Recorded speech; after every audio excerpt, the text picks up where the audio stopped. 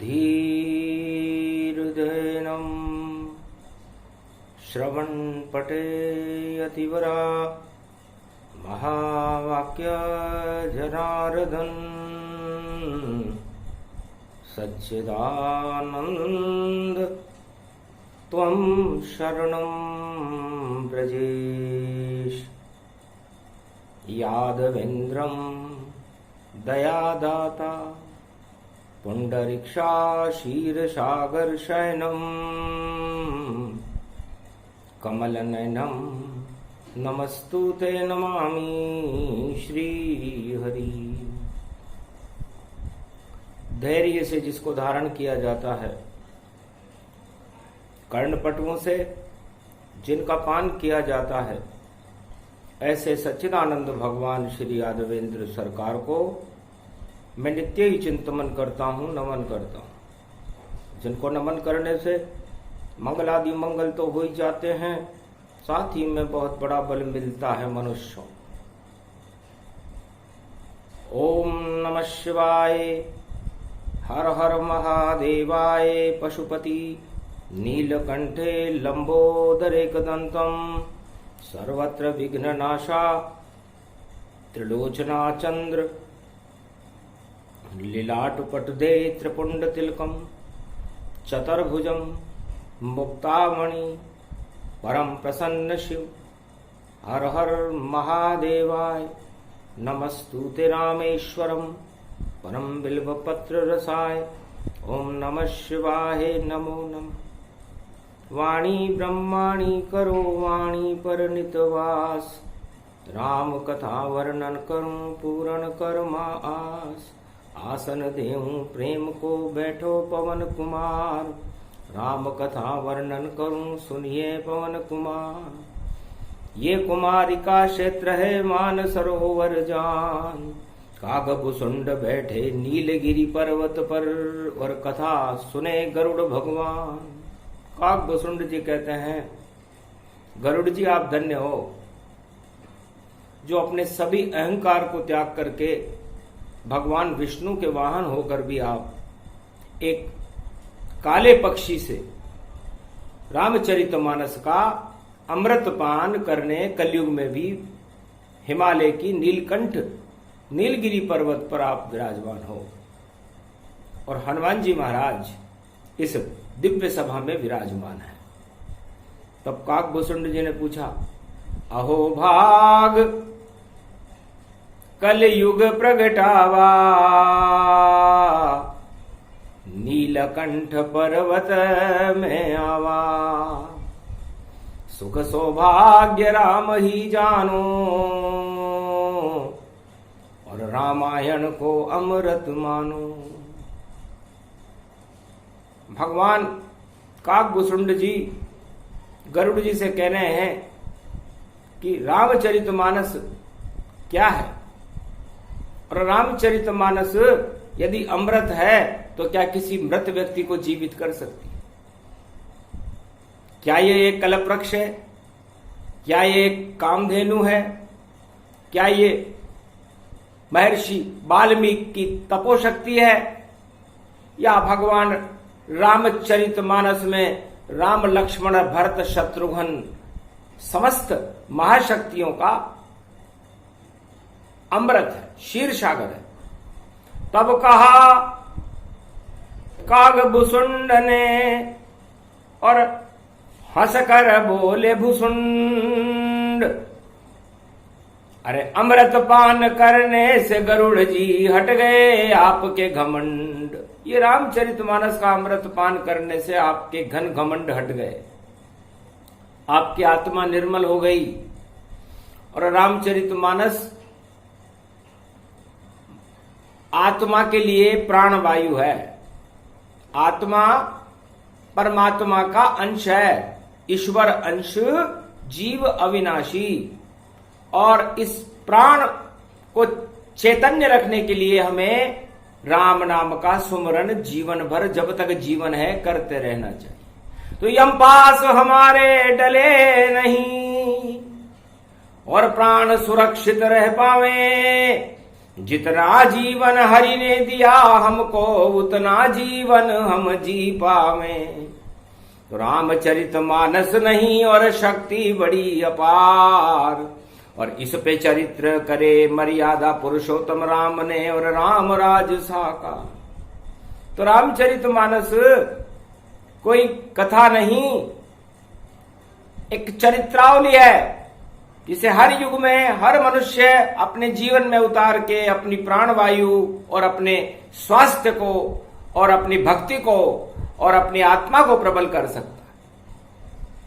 रामचरितमानस मनुष्य को दानव शक्तियों से हटा करके, दानवता के कुगुणों को अवगुणों को हटा करके मानवता के सद्गुण सिखाती है। इसमें सब कुछ अंकित है, जरूरत है तो इसे समझने की है। राजा कैसा होना चाहिए रामचरितमानस में अक्षर अक्षर लिखा हुआ है। राजा हो तो राम सा और नहीं कोई हो, राम राज भारत में लाने वाला राम ही होए। जो राम राज्य लाया भारत में, जिसमें देहिक देविक भौतिक ताप थे ही नहीं, कोई असंतुष्ट था ही नहीं। भेड़ बकरी और शेर एक घाट पर पानी पीते थे। सभी भारतीय नर नारी रामचरितमानस के अमृत का पान करते रहते थे, गुणगान करते रहते थे। तो राजा कैसा हो, भाई कैसा हो, माता कैसी हो, पुत्र कैसा हो, प्रजा कैसी हो, शत्रु कैसा हो, सामाजिकता कैसी हो, धर्म कर्म की रीति कैसी हो, सब कुछ इसमें भरा हुआ। बस इसके मार्ग पर चलना है तो जीवन होगा फिर लंबा देखो, और कभी किसे नहीं मरना है। फिर मृत्यु के पास नहीं जाता आदमी, राम के पास चला जाता है। और कलयुग में गरुड़ जी महाराज, ये कथा मैं आपको इसलिए सुना रहा हूं कि जाको प्रभु दारुण दुख देई, तिनकी मति पहले हर ले। तो कोरोना नाम की महामारी का दारुण दुख इस समय सारे संसार में छाया हुआ है, और जीवन बचाने के लिए होड़ लगी हुई है कि हमारा जीवन कैसे बचे, क्योंकि जो भी आता संपर्क में उसे कोरोना ना हो जाए। और इतने अस्पताल नहीं है कि कैसे प्राण बचाए, सियावर रामचंद्र शंकर हरिओ। त्रेता युग में भारत में एक भी अस्पताल नहीं था, और न कोई महामारी थी, और न अकाल मृत्यु होती थी। बाप के सामने बेटे की मृत्यु हो जाए तो उसे अकाल मृत्यु कहते हैं, और ये कलयुग में चारों तरफ छाई हुई है। इस समय कोई किसी से मिलना पसंद नहीं करता। तो ये दारुण दुख है, और इस दारुण दुख को हटाने के लिए आज हम रामायण का सार बताएंगे।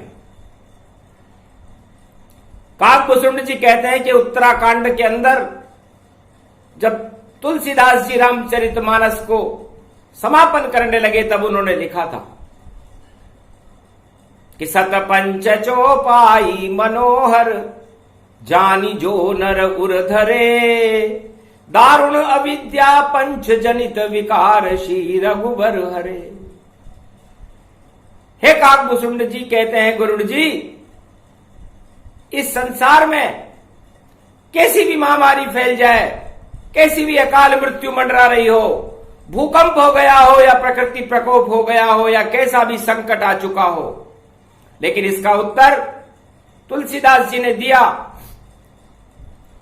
कि इस पूरी रामचरितमानस में सतपंच चौपाइयां सुरक्षित हमने लिख दी हैं। जो इन सतपंच चौपाइयों को जान जाएगा और अपने जीवन में उतार लेगा, उसके दारुण अविद्या और पंच जनित विकार, उसके सारे दारुण दुख और इस पंच तत्व के आत्मा के जितने विकार हैं उसको भगवान राम अपने अंदर ले लेंगे और उसे लंबा जीवन दे देंगे। तो क्यों नहीं करते हो अनुसंधान और कहां ढूंढते फिरते हो?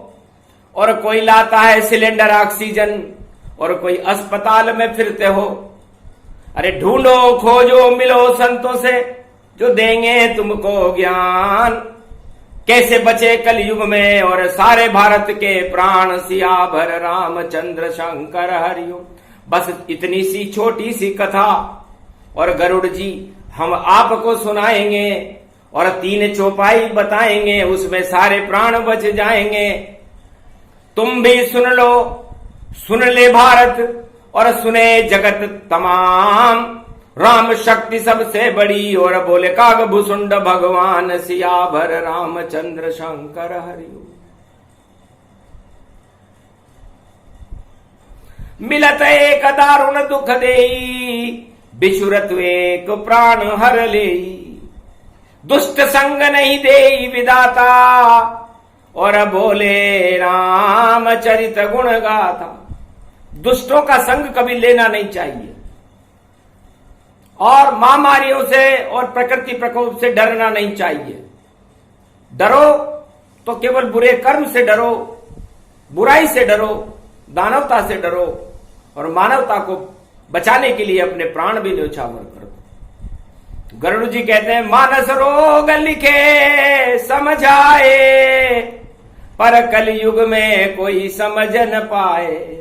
है भुसुंड वाणी गति भारी और गरुड़ सुने तो भाग जगे भारी। है गरुड़ जी आपने सुना तो आओ सबसे पहले राम को और करो प्रथम प्रणाम, क्योंकि कथा सुनने बैठे हैं मंच पर महावीर हनुमान।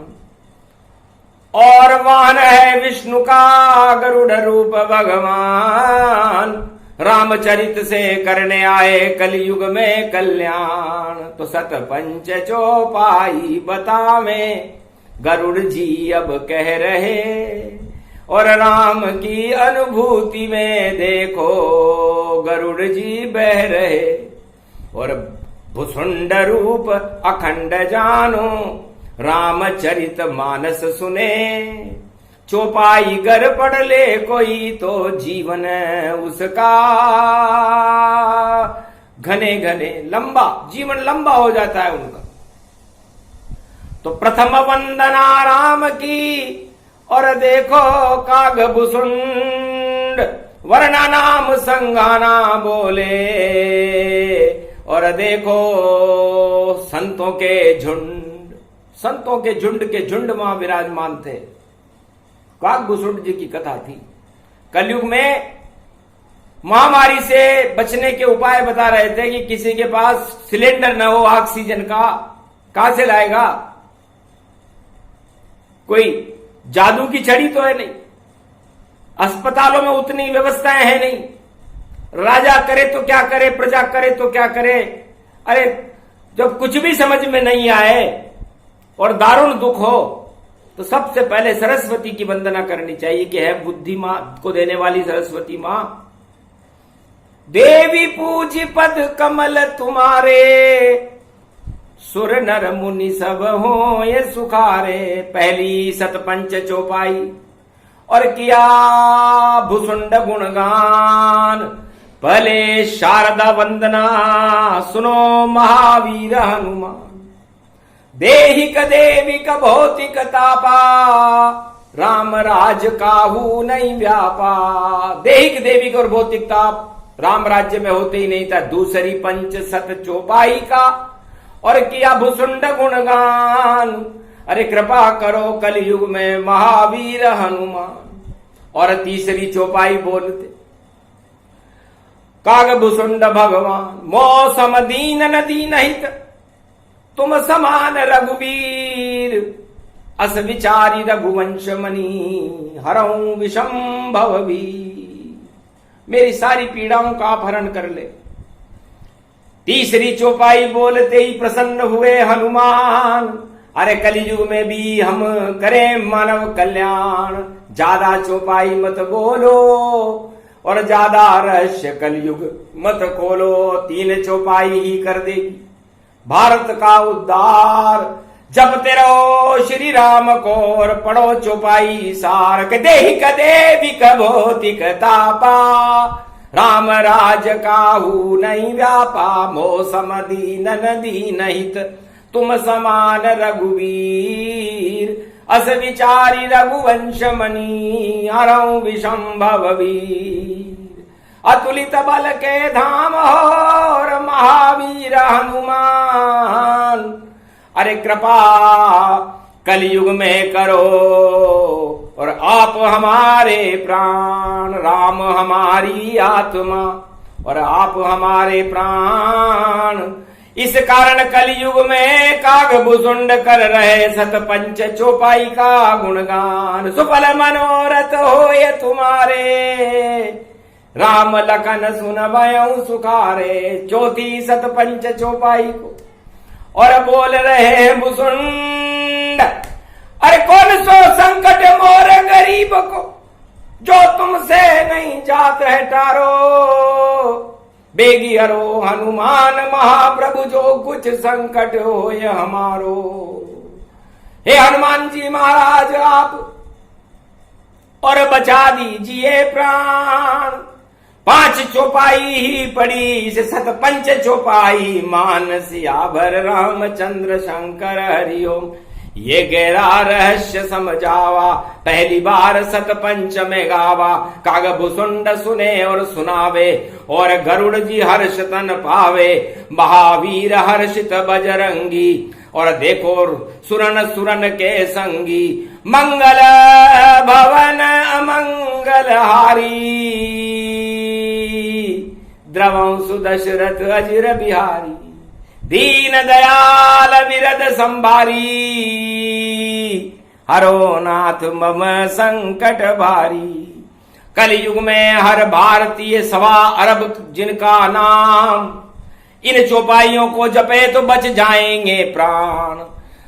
नहीं जाओ अस्पताल और नहीं कोई टीका लगाओ, केवल घर में बैठकर रामचरित गुण गाओ, तो राम नाम एक कल्पतरु कलि कल्याण निवास।